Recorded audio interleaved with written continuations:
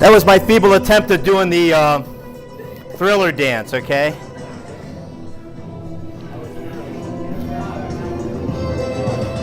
What will I think up next, right? Hey, how you guys doing, right? We're here. 'Tis the season for ghouls and goblins, things that go bump in the night, and the monsters that hide under your bed. You had a monster under your bed when you were a kid. Does it still exist? Yeah. Well, most people coming in notice the title, and we talked a little bit about this last year about monsters, but we're going to have a different twist on it. And the question is, are monsters real? Are there such things as monsters? Now, we're going to look at this from a scientific standpoint. You know, most people when we talk about monsters will say, absolutely, there's no such things as monsters. But when you take a look at the definition, the Latin term for a monster, monstrum, you may start to think, well, maybe they are real. And amazingly enough, when you get 20 people in a room and you were to give out a blind questionnaire and say, how many of you believe in ghosts? Now, most of us go, no. Most of the experiences that we have with paranormal can be scientifically explained. Magnetic poles, vibrations, the shift. I mean, we have little tremors all the time that can cause things to move. But amazingly enough, about 5 of you in this room not only will say that not only do you believe in ghosts, that you had a personal experience with one. Right? Sure. Have you had an experience with a ghost? You did, right? If I go down the line, most people will say, I really don't want to say it was me, because then they're going to go, okay, well, maybe we ought to have you evaluated for, right? But we're going to talk about monsters. We're going to talk about the things that go bump in the night. You know, I think I've shared with most of you guys, I have 2 kids, a 31-year-old, and now my son's going to be 17. My son is like this tall. And as I told you, he looks like my best friend. I can't figure that one out yet, and I keep saying it, I can't figure it out. My daughter she wasn't afraid of anything, and that was a concern for parents, because you should have a healthy fear for certain things. You should respect those things that could possibly be dangerous to you, and you got to respect it. Wasn't fearful of anything. So I got it to a point to at least be cautious. I ain't afraid of nothing. Now my son, on the other hand, growing up, there were a lot of things that spooked him. He did believe in the monster in the closet, that there were things under the bed that would shake his bed. Now, at the age of 6, this was the time where my wife and I both went out and worked, and this was before my wife retired. We had this wonderful babysitter, this wonderful woman. Her name was Mary. She's retired now, but we still bump into her in college. She's still very influential on our child. Wonderful babysitter. Now, she had a couple kids too, and one of them was a 16-year-old that went to high school. And the night before, we took my son over there. He was watching this monster movie. And I find this out later after the incident that mom goes in and goes, turn the movie off. It's time for you to go to bed. You got school tomorrow.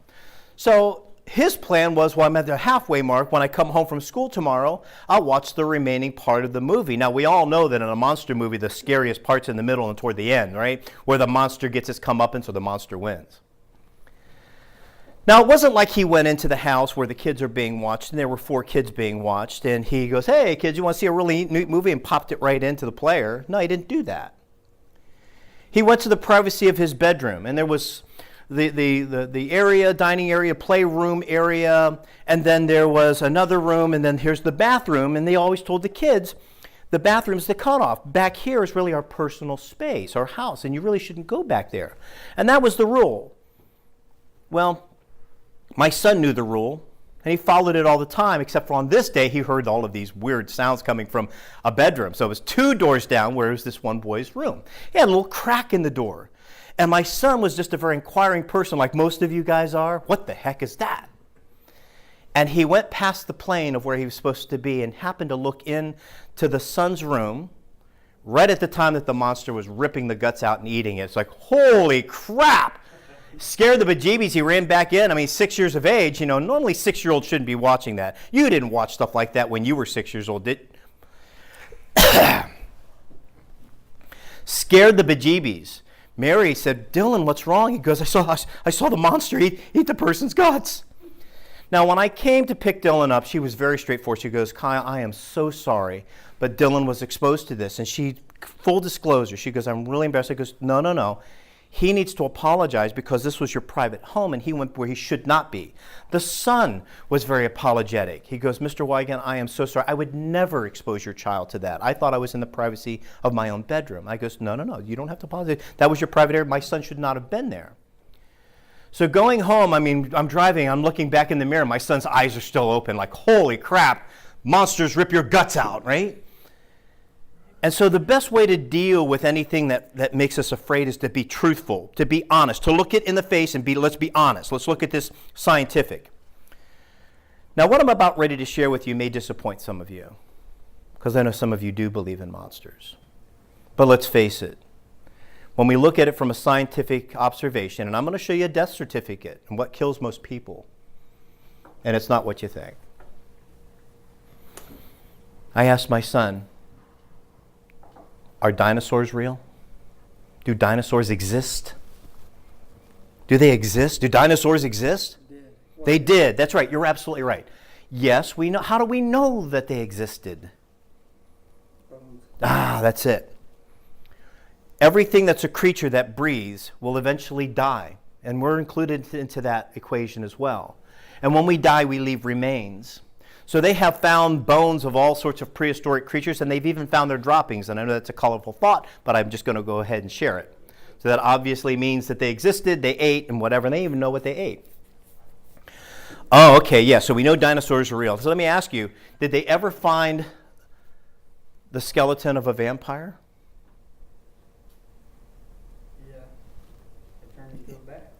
They turn into so you find the bat. Okay, now maybe they do exist, and we got to go down that path. But when we get there, we'll pretty much find out that no, they didn't exist. Are werewolves real? I don't know. I'm looking kind of at you, and I'm not trying to be rude. I'm not trying to be rude here, okay? Because you got to have. Okay, so we're going to come back to that because we need to understand when they're triggered, how we protect ourselves, and how we stop them. Because we'll come back to this. So no, they really haven't found a skeleton of a werewolf. So I thought I'd throw him. What about Bigfoot? Now, a couple of you guys this may really agitate you because I know some of you guys watch that TV series and you swear, right? There's Bigfoot, right? You believe in Bigfoot? No. So how do we know that a Bigfoot, using the science I'm using today, does not exist? You don't even know where you're at right now, right? That's okay. That's all right. Bigfoot, and they say, well, the reason why you can't find the skeletal remains is because they're smart. When their ancestors pass away, they collect this, and they take it and put it in a cave so nobody can see it. Well, in this day and age, when we can find King Tut's tomb, we can find the cave that houses all the Sasquatch bones, right? So no, they don't exist. That's a whole different story. We're talking about the mafia there, so that's a whole different story there, right? So I thought I'd throw him. I go, well, wait a minute. Now, this is a 6-year-old, so he's finally getting it, that it was just makeup and it was just play actors and it was a bad thing. He should have seen it, but it was just play actors. So I thought I'd throw him. I'd say, do ghosts exist? And he chuckled a little bit and he looked at me and goes, Dad, they haven't found a skeleton of a ghost yet either. Now, I didn't want to correct him and go, ghosts don't have skeletons. Because that's, oh, wait a second, maybe they do exist. I just let him go ahead and think that for the longest time. But obviously, we got to the point where ghosts, goblins, things that go bump in the night, like what we think, really don't exist. It's the things that people do. And I shared that with my family. The real monsters that are out there are the people, the bad people, the evil people out there that can do things to you. So when we break down the term monster, and we look at it from a definition, it's any creature usually found in legend or horror fiction that is often hideous and may produce fear or physical harm by its appearance and or its actions. And we'll come back to this definition in a little bit. But the word monster is a Latin word. It derives from the word monstrum. And I want to go down to this. It's an aberrant occurrence, usually biological, that was taken as a sign that something was wrong within the natural order, or the natural order of things. And we all have a certain natural progression, a natural order of how we do things and we relate to things. But once we go off that path, that is when we can create our own monstrum. You know, amazingly enough, there are some people out there that still believe that the world is flat. Did you know that? Punch it in on YouTube and they will tell you it's a conspiracy. that it is just an optical illusion why these satellites think it's round, but it's flat. And back in the day, they believed that people would get to the edge of the earth and they'd fall off, and these monsters would crush their ships and they'd eat all of the people on the ship, and you would be digested for 1,000 years in their innards. And you would be alive while you were being digested. Now that's a pretty fearful thing, right? They also believed that these monsters from time to time would come up into land, and the way they explained it were these howling monsters that were white, and they would spin around, and they would take and tear up your ship and throw people off and it capsize the ship. Well, we now know that those are hurricanes and tornadoes. But I'm sure if you've never seen one and it's ripping your ship, you'd swear that that monster that goes all the way up into the sky was a white dragon. The day of reckoning is upon us! My brothers, what is life if not to die a glorious death?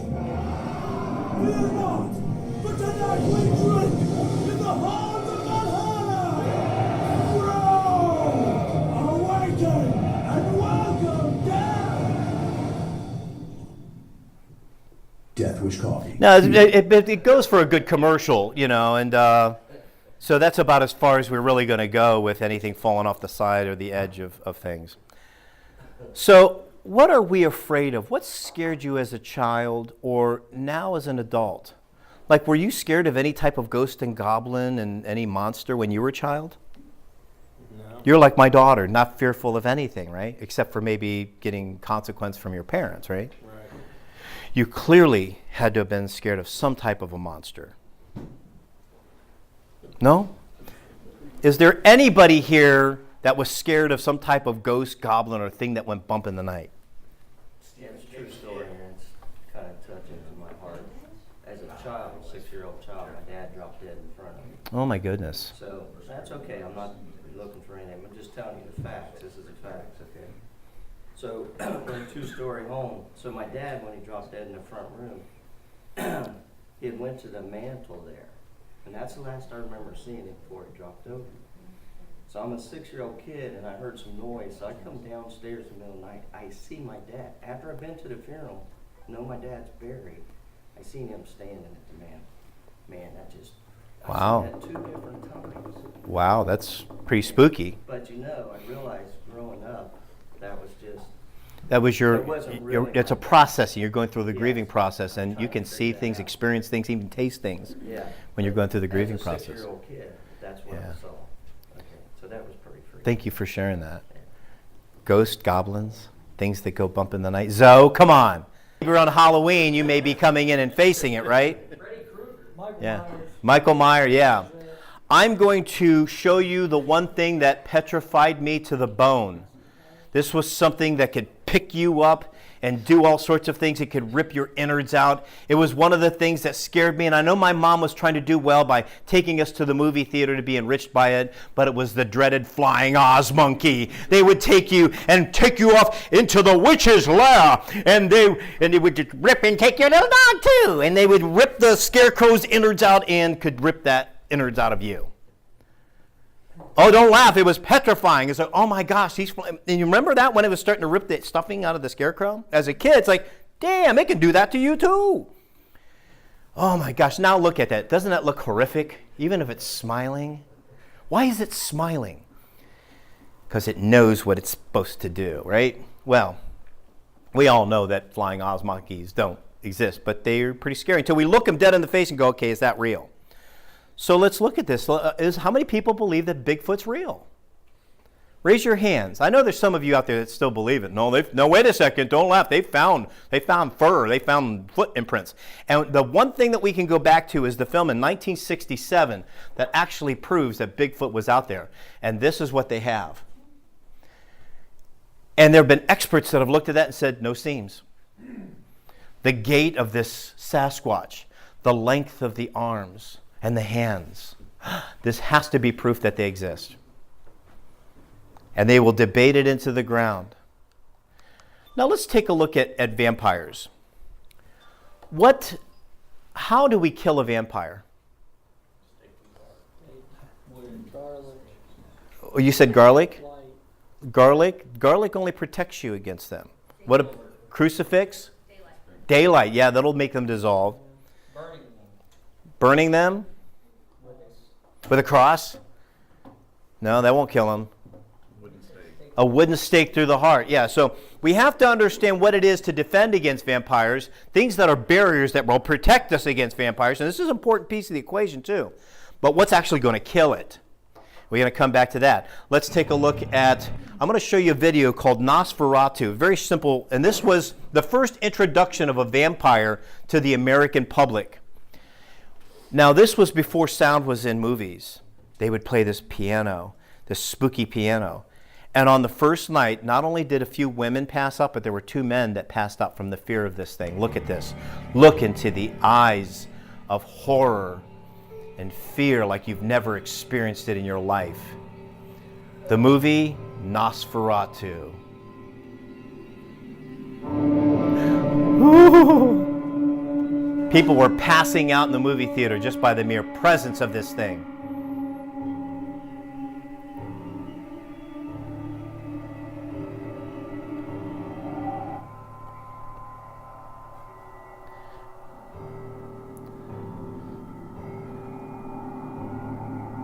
I actually had a next door neighbor that looked like this guy. And he was really a nice person. If you did chores, he'd give you a couple coins to do chores. Really nice guy. Look at that. Oh, I tell you what. And you'd hide under the covers and you were protected, right? When we take a look at werewolves, what kills werewolves? Ah, who said silver? So somebody knows exactly how, so if we get a werewolf coming here, we're going to go turn to you because, yeah, silver bullet. Now, sometimes people say stake through the heart. Now, some people say silver bullet for Dracula. Nope. You got to know exactly what kind of barrier to use and what takes it out, what kills it. How do we kill Walking Dead or zombies? Cut their heads right. Boy, I tell you what, you know your stuff. Stab them in the head. Cut their heads off. Yeah. How do you kill ghosts? Ghostbusters. Yeah, now see that? See that? That's good. Most people go, there's no way to kill them. Yep. There are Ghostbusters, yeah. Now, amazingly enough, when we get to ghosts, most people will not debate the fact, yeah, it's vampires. Even though I think I told you I was bit by that lawyer in the neck. It required 3 stitches, and yeah, he was kind of a vampire. But when we get to ghosts, and this is where there's a hiccup in your mental cognition. You go, wait a second. If we gave a blind test, there are about 5 of you that believe in ghosts. And do they exist? I don't know. Just like my son. No, they don't exist because you've never found a skeleton of a ghost. This was really one of the first movies that instilled fear in a lot of people. Poltergeist.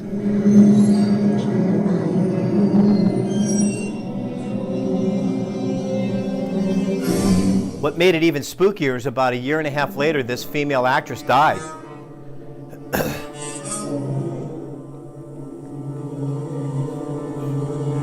Maybe the movie was cursed.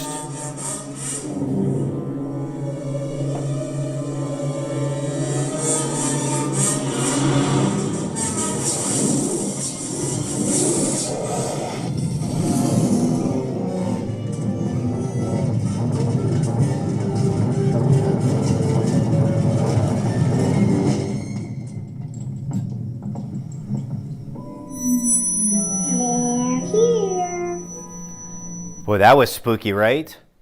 You know, looking at all of this stuff, when I started to do some research in there, I started to look at death certificates. Now, most of you guys know that I've shared with you, I've gone to a lot of autopsies now to just, I have to have CEUs for some of my credentialing. You don't realize how fragile the human body is until you look at it from the inside. And if you do some diggings on death certificates, you can find them. And I was really curious to what kills the majority of Americans. And actually, it's CVD, cardiovascular disease. We're all going to pass away of something. And as we get older, 80, 90, 100, and 100 plus, normally it's our tubes and the inner workings that stop working.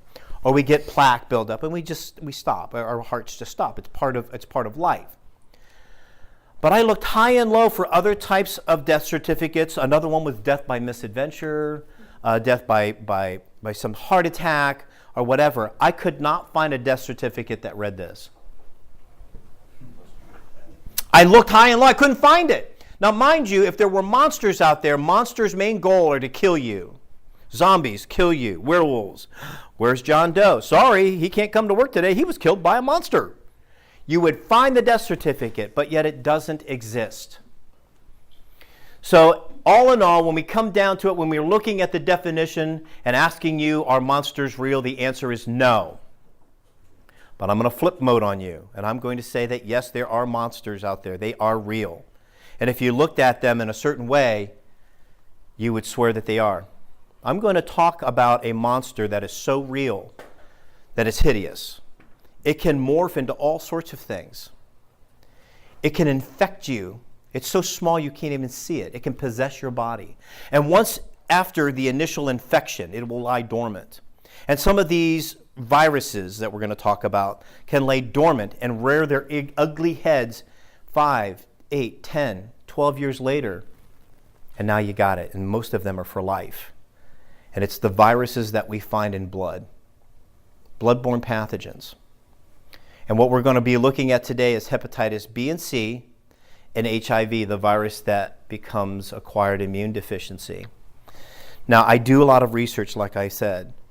In 1986 is when the etiological age came into play and they realized what it was. Before that, they would work with people that wear bubble suits. They had no idea what was killing these people, how it was spread. Now, we understand a lot about hepatitis. Major mode of transmission for hepatitis B, C, and D is transmission of blood-body fluid. So if you have a lot of blood or whatever, or you're providing first aid, you can be exposed if you don't protect yourself. And another major mode of transmission is as a sexually transmitted disease. HIV is very difficult to contract. It quite honestly is. It requires a very intimate relationship with somebody, where somebody's sharing needles, or as a sexually transmitted disease. But you don't hear about the educational PSAs anymore because it's kind of gone dormant. Well, if we don't hear about it anymore, do we still have a problem? I challenge each and every one of you to call your health department. Now, they won't say John Doe that lives on 3rd Street is positive for it. That's a HIPAA violation. But they'll tell you the numbers, and the numbers are staggering. And you won't see on their death certificate death by AIDS. You'll see death by complications of another thing that was brought on by the AIDS virus, like cancer, things like that. So if you rewind and listen to what I said, wait a second, it's difficult to contract, but people have it. A lot of people have it. Why? If it's so difficult to contract, why are there so many big numbers? Plain and simple? Drugs. Yeah. Well, the sharing of needles, yeah. But because they've engaged in that risky behavior. Now, everybody in this room, including myself, should know their status. There shouldn't be a stigma attached. I get checked every year. I go in, they take a swab of my mouth, they put it in a vial, they snap it, and before I leave, I know whether I'm positive or negative. Now, the reason why I do that, I meet so many people, and because of certain things I do on the side, I can be exposed. But if you haven't known your status, look at your behaviors over the last 10 to 15 years. It's better to know if you're positive than to wait till it takes its full-blown position, and now you are struggling with it. Now, hepatitis B, there are 3 vaccines to it, right? There's 3 vaccines to this virus. And everybody in here is probably identified as a first responder, you may want to consider having it. They're putting it in vaccinations now for children. There is no vaccine for hepatitis C. But if you have an accidental exposure where it's a needle stick, you're cleaning something up, the blood and glass, and you get an accidental parenteral exposure into your skin, or you just didn't know, and I don't mean to be rude here, and I'm really kind of talking a lot to younger people. We all, at 16 to 21 years of age, thought we were bulletproof. So please share this information with your kids. They may think they're bulletproof too. And there are a lot of teenagers out there that are having unprotected sex left and right, and they could be exposing themselves to not only HIV, but other things. So we got to make sure that we get the message out and protect ourselves. If I'm exposed and I come up positive for Hep C, and I find they're treating it very effectively with a drug like interferon and a number of other drugs, and it's about a year of injections. HIV, there's no shot for it. There's no cure.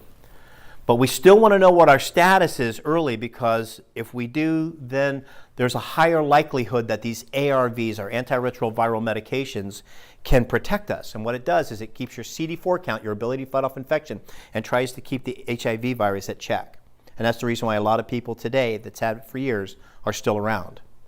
But it's important to note it does not cure you. It does not cure you. And many of these injections, medications, have very serious side effects.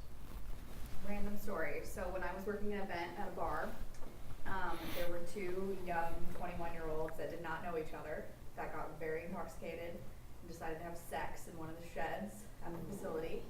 And they were arrested. And when they were in the back of a cop car, one of their parents came, the guy's parent came to pick him up. And when he realized what the charges were, which was indecency and those kinds of things, he started crying because he said, "My son is HIV positive."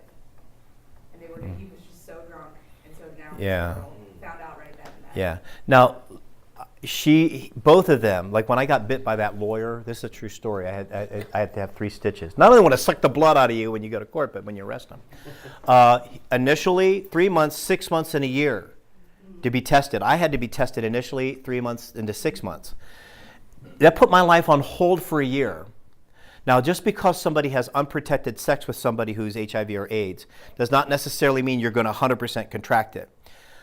There's a high likelihood if everything is correct and there is like a fissure or something open where there's you can get it, and there's a high likelihood. But it really requires a blood-to-blood type of connection or parenteral. So hopefully it came up where she didn't contract it. But you're just playing Russian roulette. Eventually it's going to come around to that cylinder, it's going to go bang, and there's never anything going back. Your life is never the same. So I don't want people to get scared and hit the panic button about the monster that's underneath the bed. But just like how we protect ourselves with bloodborne pathogens, the way that we do this with vampires. Now, we talked about what killed them. What kills any blood or anything that's on the if I saw blood, so we know what kills it. And the barriers we use is gloves. So we want to make sure that when we look at this, we use universal precautions. I mean, taking a look at me, if you looked at me, can you tell if I'm HIV? If I am hepatitis? What does a person look like? Many of them are carriers, and they simply don't even know it. They don't know it.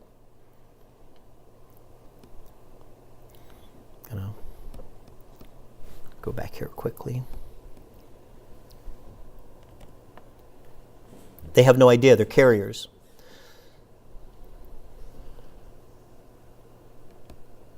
Thank you for your patience here. Now, when we take a look at the basic cold and flu virus, the cold and the flu virus, I mean, I'm not going to tell you everybody here gets a vaccination. It's a smart thing. Those people that are really at risk, young children, people that are elderly, if your health's been compromised, if you are on medications and your doctor says, you know what, you probably need to get a vaccination. I've never been vaccinated. But thank God, I'm knocking on wood, I've never been sick. A lot of that has to do with if you take care of yourself. But as I'm getting a little older, nobody wants to admit that, I may need to consider doing that to protect myself. I actually remember the swine flu, the H1N1, everybody was scared of that. My whole family got it. I was positive for it. My daughter was going through her preceptorship as a nurse. She was at Akron Summa. She got deathly ill. They swabbed her. You're positive for H1N1. I had it in 2 days. I felt better. My 3rd day, I went out and jogged. My son had it for 5 days. My wife had it for 6 days. My daughter had it for almost 2 months. Now, why did she have it longer than all of us? My daughter's a smoker. She's still a smoker. I'm trying to get her to quit. But her health was compromised from the smoking. So the big takeaway from this, take care of yourself. Make sure you get enough rest. And here's the thing. If you're coming down with the flu or the cold, stay home. Everybody likes you. They like seeing your friendly face, but they don't want you to come in and spread that muck, right? So if you're feeling sick, don't come in and spread it. The 4 ways that we actually spread a cold or flu virus is direct. Come on, give me that hand. I didn't actually do it. Direct. Indirect. So I wipe my virus there, and you come to the grocery store, the hospital, the bank, and you're right here. And you ever watch anybody as they're laying there and they count their money? Have you ever watched people do that? They lick their, and they're counting their money. Do you know that 31% of money tests positive for drugs? Did you know that? Test positive for meth and coke and all sorts of stuff, and it's just dirty because it's been through so many hands. Don't do that. I watch it all the time. Like I just took whatever was. How many nose pickers do we have in here? I'm serious. 32. All of yes, it's right. Everybody in here. We touch our face 20 times an hour and we don't even know it. It's not abnormal for us to subconsciously, if we get an itch. Okay, that's the reason why your moms were correct. You sit down to the table, go wash your hands. Oh, they're already clean. No, go wash your hands. Our best defense, our holy water against the vampire, holy water against the cold and the flu is frequent hand washing. Now, we don't have to put a bunch of Purell every 5 minutes. And actually, it's a bad thing. But frequent hand washing from our fingertips to our wrist.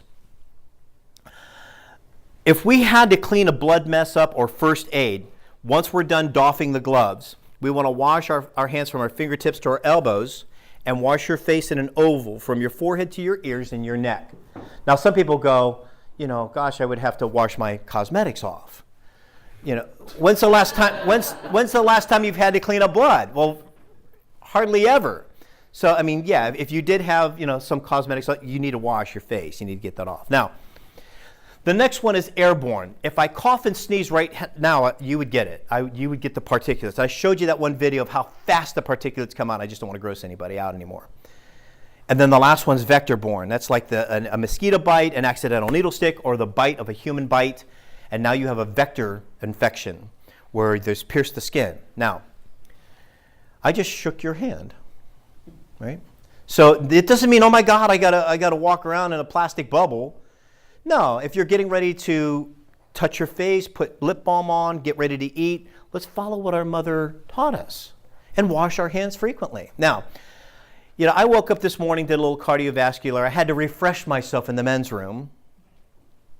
Now, I think I shared this poll, and I keep looking at this poll. It's pretty much the same. Out of 10 guys, I can't find any for women. Women do not want to disclose this. Out of 10 guys, after they use the restroom, 3 of them say they don't wash their hands after they use the restroom. Yeah, I don't do it. And it was actually more when they go to the restroom and have a BM, a bowel movement, about 4 of them don't wash their hands after they're done. Now, I came in this morning and refreshed myself in your wonderful restroom. Yeah. But most of you guys know that you probably see me wash my hands a lot. And that's the reason. Because the reason being is I shake so many people's hands, I get hugs, I embrace, I wash frequently. And that's our greatest line of defense, amongst other things like getting the flu vaccine and taking care of yourself.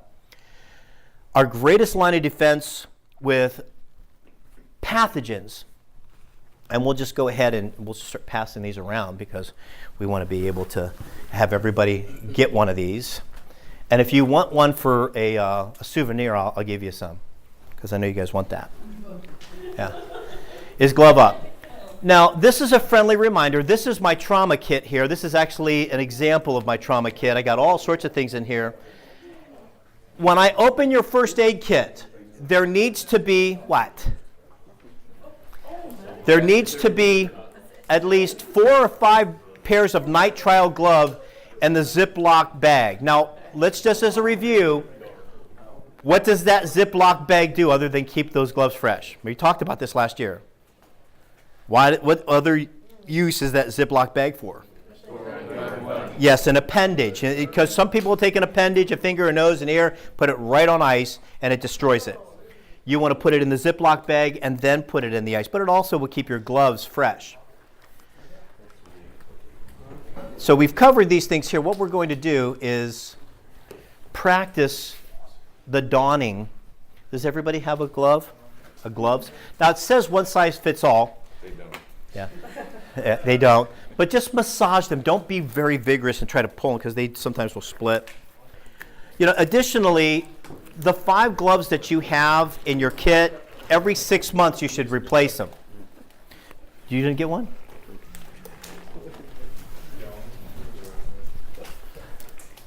You got to speak up. Oh, no.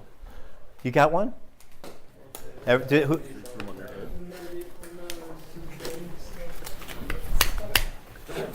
Everybody back there, does anybody need one? want you guys to go through. This is important. The donning and doffing. When I rotate my gloves out, I will practice this. And also because I do this training a lot, I get the practice with this as well.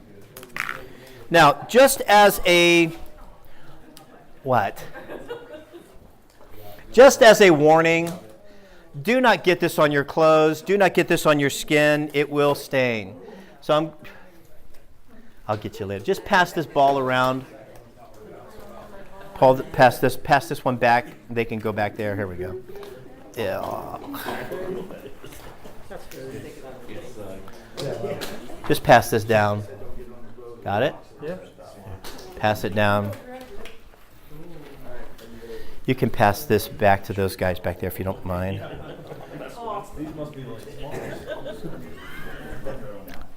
Can we play catch with it? No, I'm good. Thank you so much for the offer, but no, don't throw it. It'll. No, don't taste it. What's wrong with you guys? Gosh.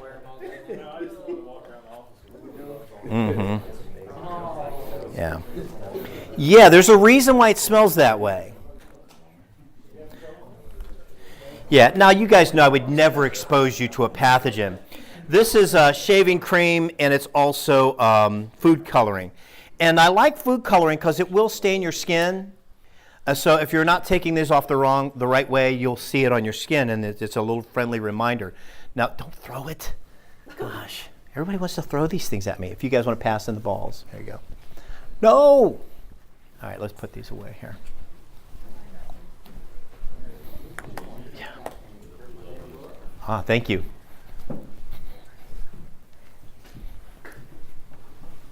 Okay. Don't throw it. Boy, that's hot. Were you rubbing that? That was hot. Okay, now if you have a large amount of blood or debris or feces or urine or whatever the body function is on this, don't use a washcloth. Your washing machine will not get hot enough to kill the virus. But what I do want to do is use a paper towel and get the majority of the debris and put it into the trash can. Now, basic nosebleeds, simple cuts that require sutures, sanitary napkins can all go into a trash can. You tie it up and get rid of it in accordance to federal law. But if you have a large amount of blood, it really does require to have a blood spill kit, and I showed you those in the past. So what we're going to do is please do not take this glove off like this. Okay, not a good idea. What I want to do is, I'm not going to go here because there's too much of a suction in the palm. I want to go right about there. I'm going to grab this, and I'm not going to point it at my buddy when I take it off. I'm going to just turn this inside out and just leave it slowly right on the tip of my fingertips, and then leave it there. You see how that is? Go ahead and do that for me now. And you're just leaving that glove right on the front of the fingertips. With my second hand, without touching my skin, I'm going to pull that glove off, and now it's in the secondary glove. Don't reach in at the palm area because there may be debris here. Most of us, as you can see, we do not provide first aid with the back of our hand. So I'm going to grab that glove and then turn it inside out with the primary glove in it, pull it off, and then put it in the trash. Tie the trash bag up and get rid of it.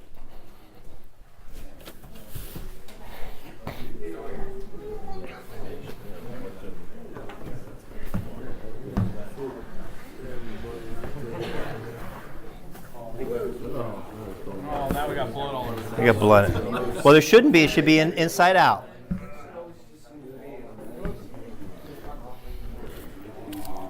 Thank you. You guys are awesome. And then I'm going to just put this, I'm going to just leave that back there. So please protect yourself. This really serves as a review. You guys have this every year. And just like, monsters, we know how to bury the barriers for monsters. We know how to kill them. We shouldn't fear it. It is real. Pathogens are real, but we don't have to go around scared of them. The best line of defense is to make sure that we look them dead in the eye and know exactly how to protect ourselves. Now, after you've provided first aid, wash your fingertips, from your fingertips to your elbow, wash your face.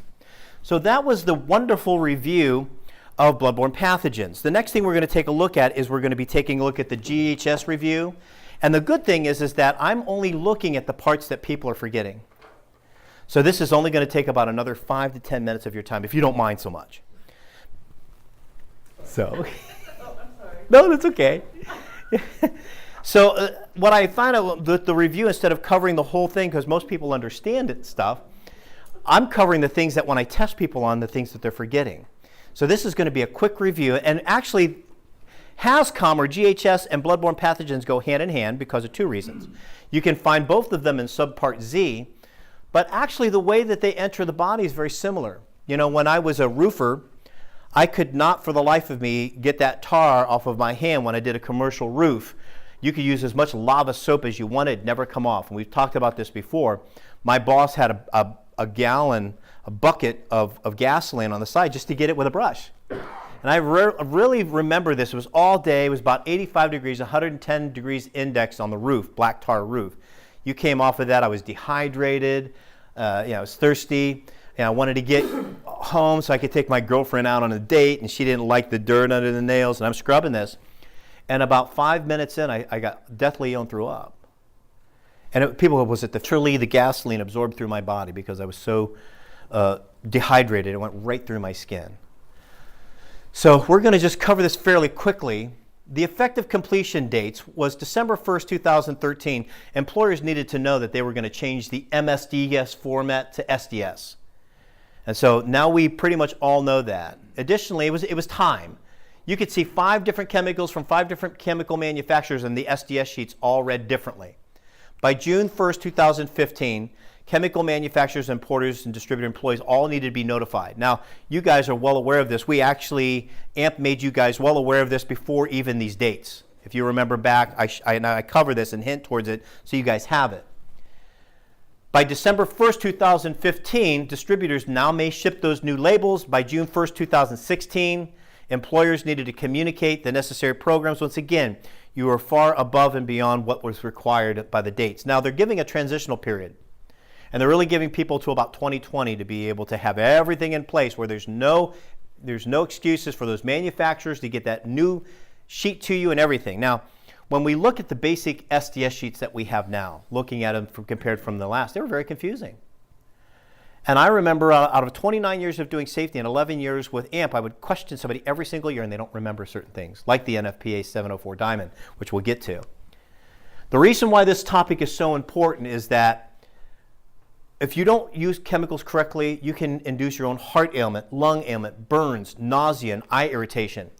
And most, if not all of us, have used a can of something or a paint. It says use in a well-ventilated area. We're down in the basement. We open up all the windows, put fans in. We start using it without understanding that there may be a vapor density to this chemical. It's thicker than oxygen.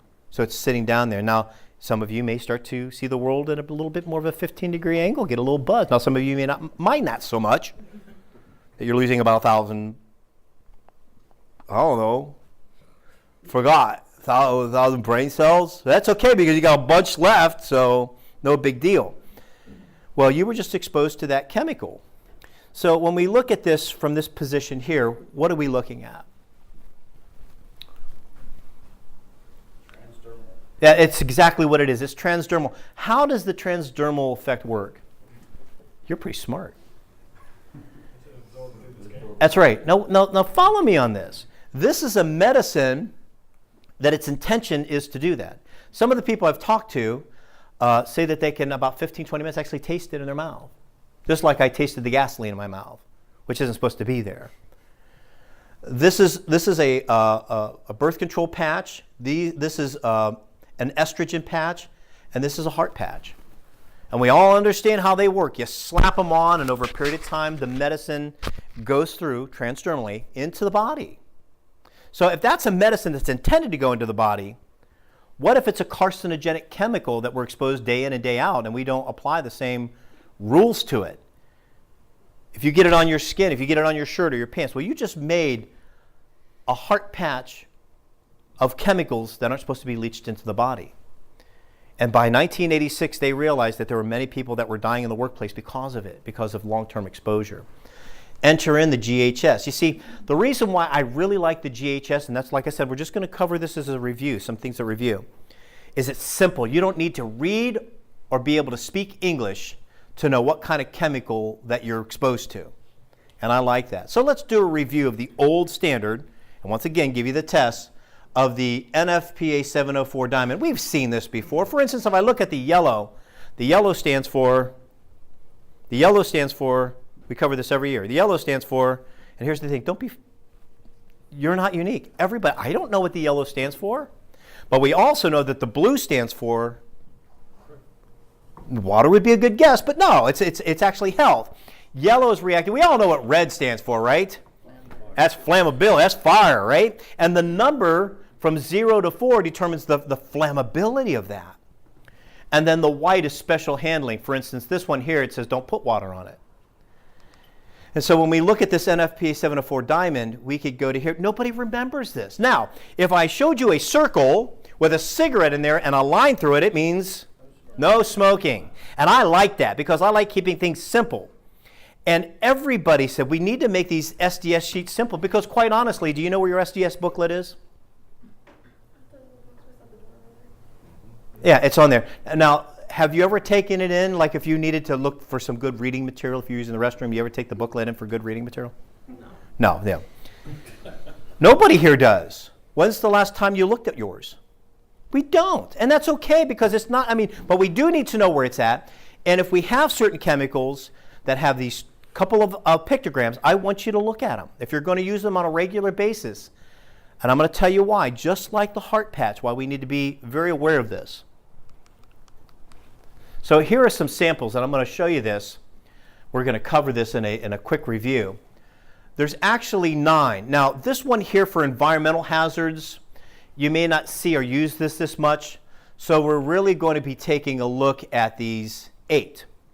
So when we look at this one right here, that's flammable, self-reactive, pyrophoric, self-heating, emits flammable gas, organic peroxides. Please pay attention because I'm going to quiz you at the end. When we take a look at this one here, this is an exclamation point. It's an irritant, dermal sensitizer. It can have narcotics effect. The thing that I was saying, you spray and you get a little buzz off of it, that would clearly have that exclamation point icon right there, the pictogram there. What do you think that means? And it's exactly what it means. I would really want to know exactly how I'm handling it, if there's special storage. Do I have to worry about how hot or how cold this thing is? But it's explosive, self-reactive. Many of the organic peroxides that are out there are explosive. This is a popsicle stick. Okay, maybe not. It kind of looks like one of those hot dogs on a stick. It's not. It's a cricket paddle. No, it's not a cricket paddle. It's under pressure. Gas is under pressure. Now, why do I need to really be careful of these tanks, these gases under pressure? What's that? That's right. Have you ever watched a video of it? I've never watched it personally, but I have a lot of videos where these things go off. They're pretty scary. Yeah, they can actually go through a building. ARG, Johnny Depp. Yeah. Acute toxicity.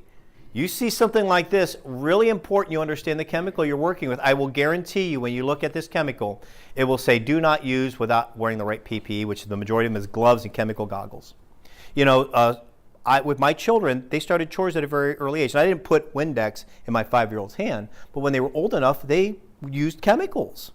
And I always taught them, listen, you need to wear this equipment with it. Even my wife wears gloves when she's using stuff. This is one I really want you to focus in. All of us, not just young people. This here is a severe health hazard. It's a carcinogen, means it can cause cancer. Respiratory sensitizer, reproductive toxicities. So if you decide you want to have children, you could possibly have problems. It can affect your organs, such as your heart, your liver, your kidneys, your brain. But it also can do a horrible thing. It can create mutagenicity. That means birth defects over a long-term exposure, and aspiration toxicities. This one here, O over flame. It's an oxidizer, so it is flammable. This one's a simple one. What's this one here? Yeah, it's corrosives, and you can see a lot of this. You've seen this one before.